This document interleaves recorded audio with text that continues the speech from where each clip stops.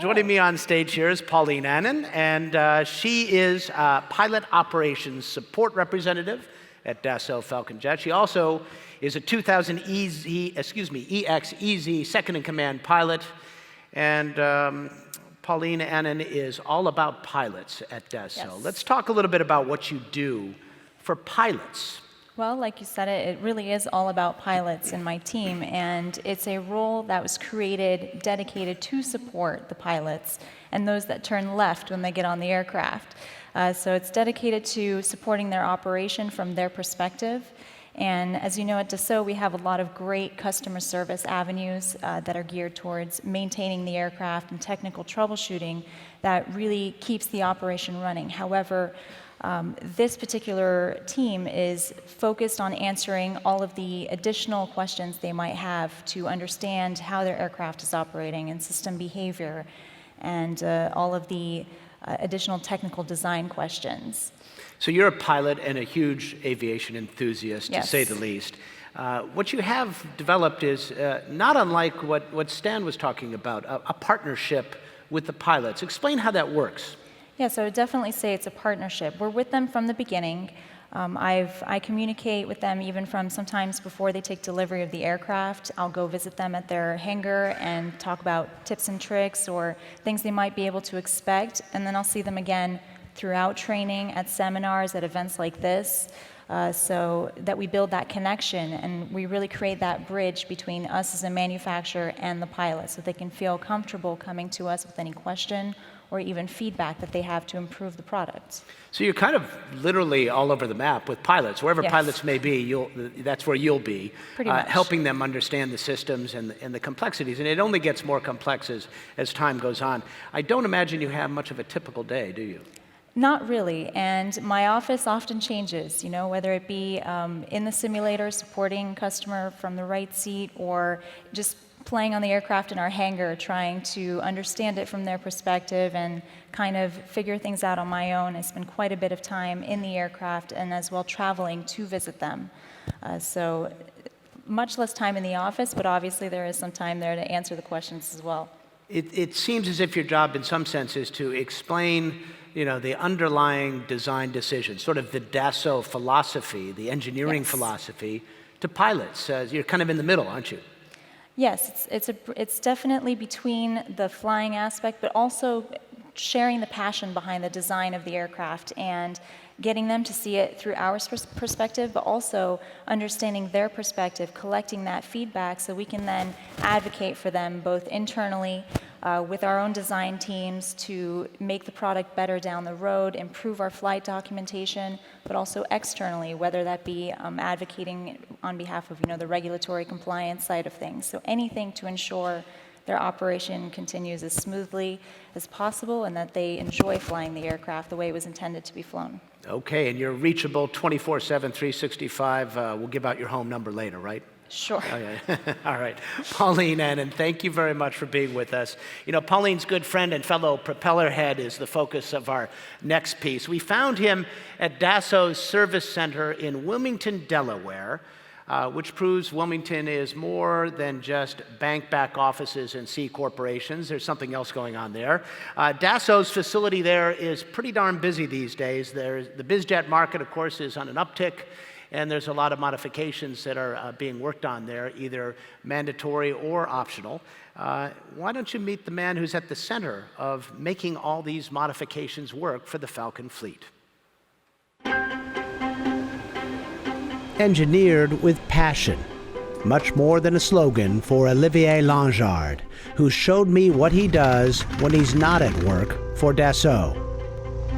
Wilmington confirmation, Zulu 1751, Zulu observation, wind calm. Prop check twice, back check. I was thrilled to get an invitation to strap into the back seat of his 1988 Aerospatiale Epsilon, a former French Air Force trainer. C'est bon. Radio, c'est bon. Extérieur, c'est bon. Okay, I'm ready. Are you ready? I'm ready. Let's go fly. Cool. Wilmington Tower, experimental 138 Kilo Lima is ready at Fox 2, runway 32, with a request for early lift. 3 Hotel Mike, right turn on approved, runway 1 clear for takeoff. We departed from Wilmington Airport, home to the largest factory-owned Falcon service center in the Americas. Yeehaw! We'll go climb, see if we can get some fresh air. Sounds good.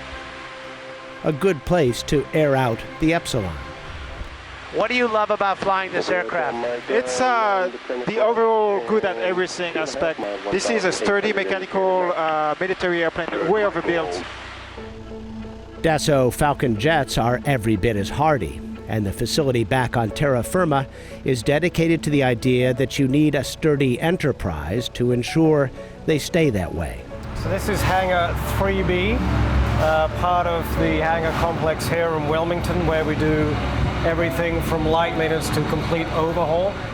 Dassault Falcon Jet's Senior Vice President for Customer Service is Jeff Chick. We're pretty much self-contained in Wilmington.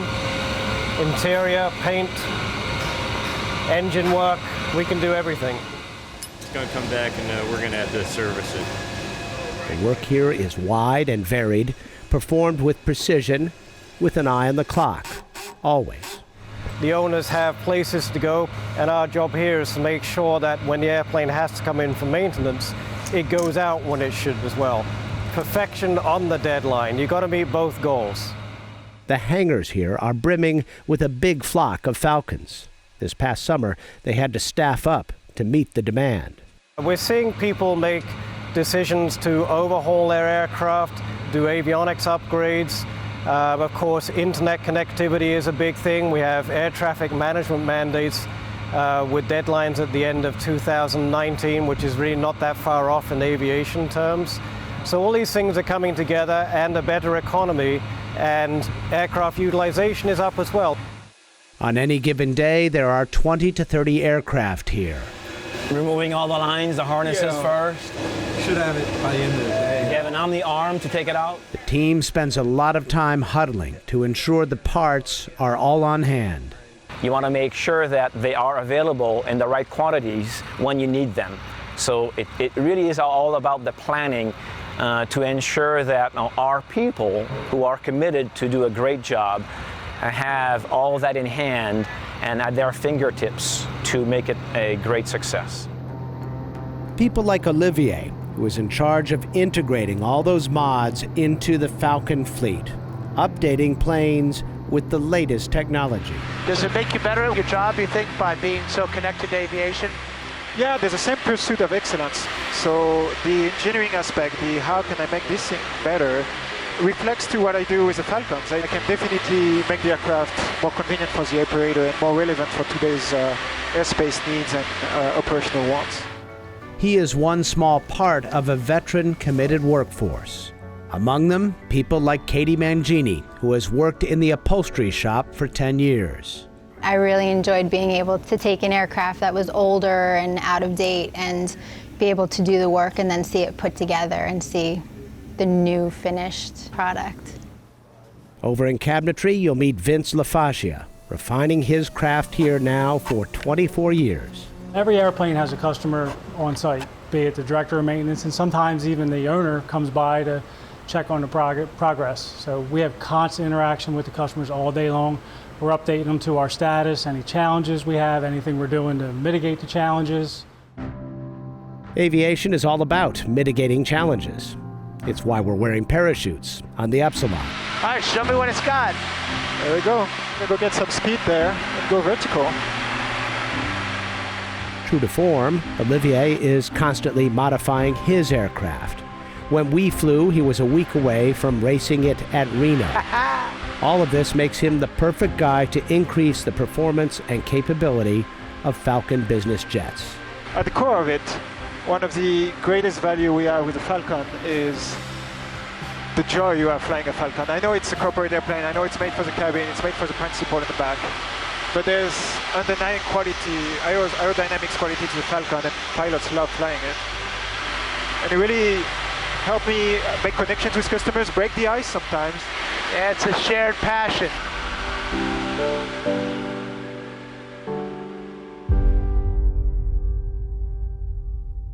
Okay, true confessions. That was just an excuse for me to get in the plane with Olivier, right?